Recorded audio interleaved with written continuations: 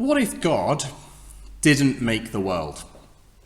That's our question before us this morning.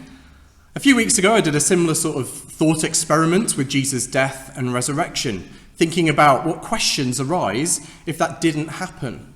The question that follows if those things didn't occur. Well, this morning we're going to do the same thing with the claim made by Christians that God made the world. What questions arise if that isn't true? Now, I should state two things from the start. One, I won't be taking any particular line on how God created the world, whether he did it in 6 days, as some Christians believe, or whether he did it over millions of years, as other Christians believe. I'm not looking to prove one or the other. This talk is looking at what if neither of them happened, and then looking at what questions the main alternative to that, the Big Bang without God, throws up. Number two is that I don't expect to convince you that there is a God and that he made the world with this one talk. What I do want to show you is that the standard model with no God that you may have been taught all the way through your life or at school and all sorts of different ways is not as simple as it's made out. I want to show you that it's not the case that the Big Bang has disproved God, as is often bandied around. I reckon over the years that's probably the main reason people have given me for not believing in God. But I want to show you that it's not as simple as it's made out to be. Now, we have our regular church crowd with us this morning, and if you're a Christian watching this morning, I want you to be encouraged by this talk. So often we can feel out of our depth with questions like this. But I want to show you that actually both sides are out of their depth with this question. We can feel sometimes, can't we, as Christians, as we talk about God and a God who's eternal and timeless, and then all those things that sort of come out as we talk about where the world came from, we can feel it's just a bit overwhelming and we don't know where to go. But actually we're going to see that both sides of the debate face almost exactly the same issues. So we've got 4 questions this morning, and our first one to think about is if God didn't make the world, then what went bang? What went bang? This is really the biggest and most obvious question if you think about it. The Big Bang made the universe, goes the line. But what was it that went bang? Nothing can't go bang, can't it? It just doesn't work. It must be something that goes bang. Now, the standard Big Bang theory has it that it was a singularity. Now, bear with me for a second. That's the idea that everything that now exists was crammed into a single point. Think black hole, but on a whole other scale. The answer in the standard model is that everything was in that singularity and everything went bang. Thing is, though, if that is correct, then the Big Bang theory doesn't explain where the universe came from. According to this, everything has always been there in one form or another. The universe is eternal. Absolutely everything you can see is immortal, so to speak, from the largest star you can see to the tiniest speck of dust. Everything has always existed in one form or another. But then we're back to the same question. Where did it come from? And the Big Bang theory itself gives no answer. If you want it in layman's terms, it's the chicken and the egg problem. The Big Bang proposes that the universe, the chicken, came from a tiny egg, the singularity. Now, either the egg, the singularity, has been there forever with no beginning, in which case, where did it come from? No answer. Or it came from a previous chicken. It came from a universe that went crunch. But if that's the case, then we do have the classic chicken and the egg problem. The normal answer given by scientists is effectively that we have infinite chickens, infinite eggs. It just keeps going back and keeps going back. Now, whilst that might sound really cool, it doesn't really answer the question. What started all that in the first place? What caused it? Now, Christians believe that God either made the egg, the singularity, or made the chicken, a formed universe. In either case, though, they have a cause, God. And Christians believe that God had no beginning. Now, people laugh at that, but really it's the same problem, isn't it? You either have an eternal God with no beginning, or an eternal everything with no beginning. Either you believe that that's one time only, or that you have those infinite chickens going all the way back. Now, I wholly accept that an eternal everything without beginning is a possibility, even though it has those logical issues. But you can't really say then that the idea of an eternal God without a beginning is not a possibility because of the issues. Because actually, they're the same issues on both sides. You either have an eternal God or an eternal everything. So it's not that one is a scientific explanation and that the other one is a philosophical one. Both are actually philosophical answers. Both are beliefs. One is not superior to the other because actually both face similar philosophical problems. So here's a quote from an article about the Big Bang from a reputable physics website offering a variation on the Big Bang called the Big Bounce. But it's an interesting article because it points out some of the issues with this standard Big Bang model. This is what it says. The universal origin story, known as the Big Bang, postulates that 13.7 billion years ago, our universe emerged from a singularity, a point of infinite density and gravity, and that before that event, space and time did not exist. And this is the kicker, which means the Big Bang took place at no place and no time. Say that again. The Big Bang took place at no place and no time. It then goes on to state in the article that there is no direct evidence of the original singularity. Now, that article is by no means advocating that God made the world, but they are at least honest in exposing some of the issues surrounding it, issues that both sides of the debate face. I mean, I've been asked, well, how can God act outside of time? But then how can anything happen if time didn't start until the Big Bang? When did it happen? So it's really not the case that the Big Bang theory neatly explains the origins of the universe, whereas the Bible does not. Both face the same problems. Both have issues of evidence, and both have issues around logic and order and time. You might say, but one is essentially a scientific answer. One says the universe came about by a miracle, whereas the other one says that it came about by following the rules of science. But that brings us to our second question.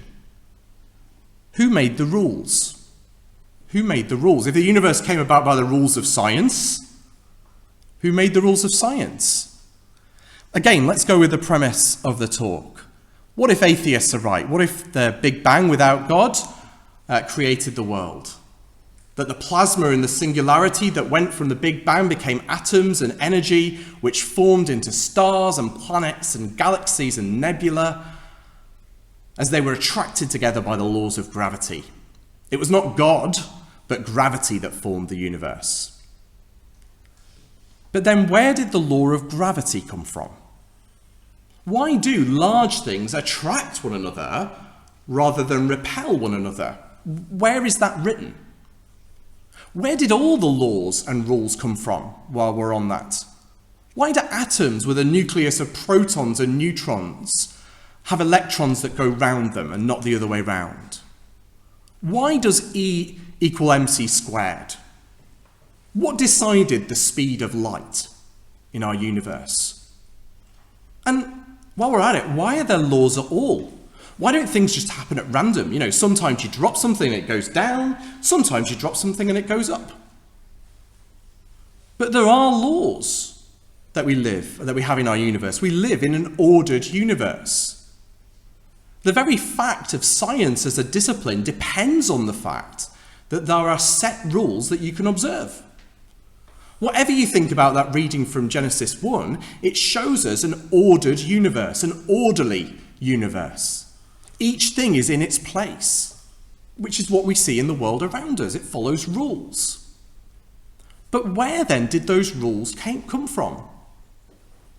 It's all right saying that the Big Bang is scientific, but where does science come from? Where was the science behind the Big Bang? Why did it work? Why is there such a thing as a bang, or expansion if you want the technical term? And what if the rules had been different? Would that even have worked? If the Big Bang depended on these rules to work, then surely they must be older than the universe. They must predate the Big Bang, so to speak. So what set them? What even decided which ones would be set? Why is it that the speed of light in a vacuum is a constant, but time is relative? Why isn't it the other way round? If the Big Bang happened according to the standard theory, these rules must have already been in place for it to happen. And it just so happened that these rules were perfect to make it work. Gravity not so weak that with a bang that would just bring everything back together, or not so strong that it just exploded, other way around. Gravity not so weak that everything just went everywhere, or not so strong that it just collapsed back in on itself. All the laws, it seems, in our universe are finely tuned to work. Well, the argument goes, you can only make the argument if you're there. So any universe where that didn't work, you couldn't make the argument. That's what the line goes. You've got to have a universe that works to make the argument that it works. But that assumes that there's more than one universe, doesn't it? That this isn't the only one that we've got, that there's a way of sort of a chance of us being in one particular universe. You see, the chances of all the rules of the universe being so fine-tuned to work is so astronomically small to be statistically impossible. Well, the answer that I've usually heard is that we don't live in a universe, we live in a multiverse. That there are many universes and we're just one of them where it worked. Quantum theory states that there could be an infinite number of universes with all sorts of different settings. But then we move from infinite chickens to infinite monkeys, typing out an infinite number of different rules for an infinite number of different universes. The theory goes that every variation of every event and every possibility is covered. We just happen to live in the one that worked, or one of the ones that worked. But that leads me to question 3. We're going to follow them down the rabbit hole here. What is the evidence for that? What is the evidence for a multiverse? Okay? Now, I know this might sound a little bit niche, but this is where current scientists are increasingly going to back up their ideas. And this theory is becoming more and more mainstream. The idea that we live in just one of an infinite number of universes with every combination and every setting playing out. When you roll a dice, it says, for example, it may land on 6, but that moment 5 other universes come into existence where the dice lands on the other side. We just live in this one that worked. If you want a popular version of this, then watch Spider-Man Enters the Spider-Verse, or multiverse if you like, or Old Man Logan. Or if you're not into superheroes, then Sliding Doors, back in the 90s, or maybe early noughties. It's fiction, but it's based on this theory that many scientists put forward now to defend the fact that our universe works. To defend the fact that actually it would be statistically impossible if there were just one universe. Now it sounds really exciting, doesn't it? Alternate realities, infinite possibilities. You know, there's a universe out there where you are king of the world. There's a universe where oranges are purple and the sky is magenta. It sounds amazing. But here's my question. Where is the evidence? It may seem to solve the who set the rules issue, but there's really no evidence for it whatsoever. It's an answer, but it's an answer without proof. It's what Christians are accused of all the time, isn't it? It sort of feels nice for the boot to be on the other foot. You just have to believe it, goes the scientists. Well, you may as well believe anything. The closest possible proof that scientists have come up with is an experiment where they fire a beam of photons, light, and somehow it seems to go through 2 slots at the same time, yet when you observe it, it only seems to go through 1. But even with that experiment, the so-called many worlds interpretation is just one of 5 competing theories as to why that happens. Most of the theories actually think that it tells us something about the nature of light rather than the nature of reality. But here's the crunch. Even if the multiverse is real, even if the scientists their theory is right, who made the multiverse? Who decided in the multiverse that every iteration of the universe would be played out? What rules are the basis of the multiverse? Where did the infinite monkeys that are changing the settings come from? Who decided what dials or what things they could type? And we're back to the same problem. Who or what made the multiverse? Who or what made the rules of the multiverse? And there's no answer. It's far from a solution to the problem. It's just another theory that appeals to infinity to try and solve the problem. In my opinion, it's just an attempt to not have to provide a real answer to the previous question. But even if they're right, and we are in a multiverse, wouldn't that mean that at least one of the multiverses could have been created by an all-powerful God? If every possibility exists, then couldn't our universe be the one that God made? Now, I'm sure that answer wouldn't be allowed, but I'm not sure why that wouldn't be allowed. You get, it's not scientifically possible. But what is scientifically possible changes when the rules change, doesn't it? Why not a world made by a God if there's a multiverse? Okay, that was the third question. Last question is a little bit less niche. Really simple question. Why? If God didn't make the world, then why is there a universe? Why are we here? Is there a purpose behind everything? Whatever scientific discoveries are made, they can never answer the why question. Not because science is bad or wrong, it's just not the right discipline to answer those questions. I think even prominent atheist author Douglas Adams got something of this when he wrote his hilarious A Hitchhiker's Guide to the Galaxy. He had his characters use science to come up with a supercomputer to find an answer to the life, the universe, and everything. The answer that this science-based giant computer comes up with is 42. And that answer really sums up science's contribution to the question. The answer's 42. You see, science is great with numbers. It's great with the what. It's pretty good with the how, but it's not very good with the why. As we've seen, when science strays into philosophy, it ends up actually in the same binds as everybody else. And science really is wonderful. I thank God for science, which has brought us better health, vaccines, technology, waffle makers, you name it. It's great. But it can't do everything. It can't answer every question. It's like trying to use a tin opener to write a play. It's just not what it's for. Let me put this the other way around, another way. It's a variation of one of my favourite illustrations. I want you to imagine that you wake up one morning in a big white room. There are no doors or windows, there's just you and 3 others. The other 3 people, the one's a physicist, one's a chemist, and one's a biologist. None of you know why you're in the room, you've just all woken up there. Now the physicist, he goes around and he tells you the dimensions of the room. The chemist, well, he goes around, he tells you the chemical makeup of the air inside the room and the plaster on the walls. The biologist confirms that you're all human. But none of them can tell you why you're in the room. None of them can tell you who put you there or what their purposes were. They can guess based on what they found. They can make an educated guess. But in the end, it's still a guess. Christianity's claim is that someone has come into the room to tell us what's going on.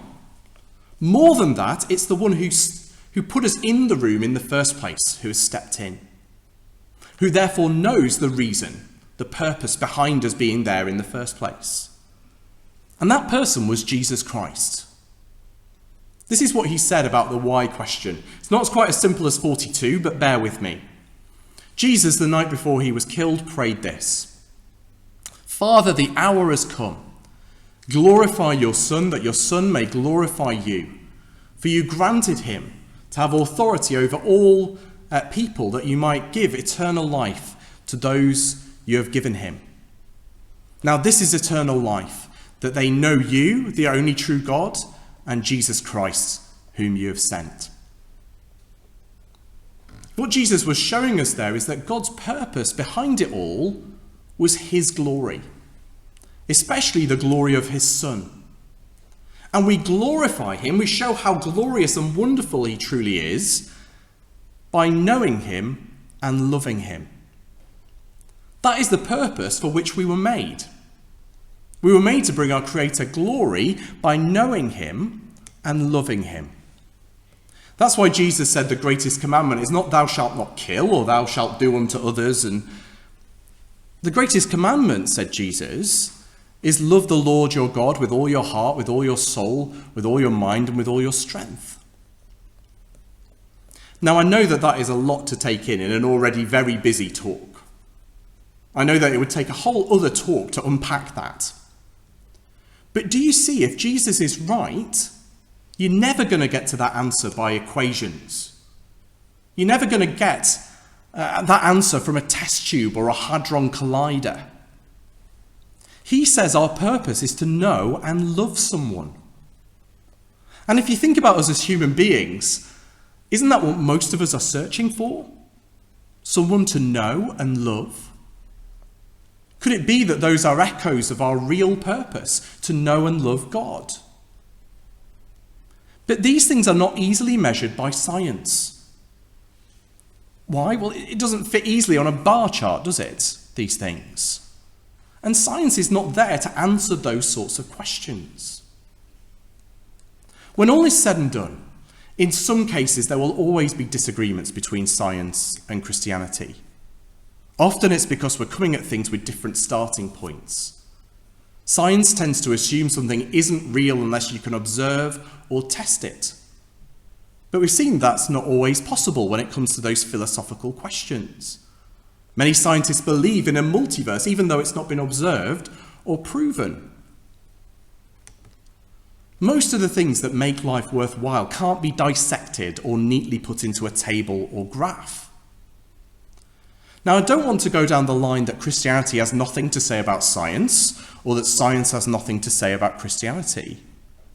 What people tend to hear there is that Christianity deals with the airy-fairy stuff, and science deals with the facts and the real answers. I'd like to say that both deal with facts and real answers, but often the questions they are answering are different, as we said before. But that means that science and Christianity do not always have to be enemies. Christians, you do not have to burn your science textbooks, disavow any technological advancements post the pencil, and go live in a pre-1700s commune. Equally, though, scientists, you don't have to treat Christians like simpletons who have never considered those big questions, or the idea of a God might be a little bit out there. We don't have to be enemies. I've actually found over the last few years that Christians and scientists are increasingly standing on common ground. Both believe in truth. Both believe in truth with a capital T in a society where actually that's not often accepted. They disagree sometimes what that truth is, but at least they agree that there is one. The truth is, though, that if God did make us, then that has huge consequences. It means life does have a purpose. It means we are accountable for how we live. It means that we have the possibility of finding out about the one who made us and getting to know him. Perhaps if you wanted to do that, you could come along on another Sunday morning and hear a bit more about the God that the Bible teaches about. Perhaps you could get in touch with me or someone who invited you and ask them to tell you more about him and take that possibility of getting to know him. And why not spend some time this week thinking through the question? Why not give yourself permission this week to think a little bit outside the box? Just think to yourself this week, what if God did make the world? What would the implications then be? What would change about how I would view the world if there is a God who made it? What would have to change about me if there's a God who made me? What if God didn't make the world? But actually, what if God did? Well, I pray that we'll find some clarity on those issues as we think them through, and perhaps God will come into that white room, so to speak, and show us the truth.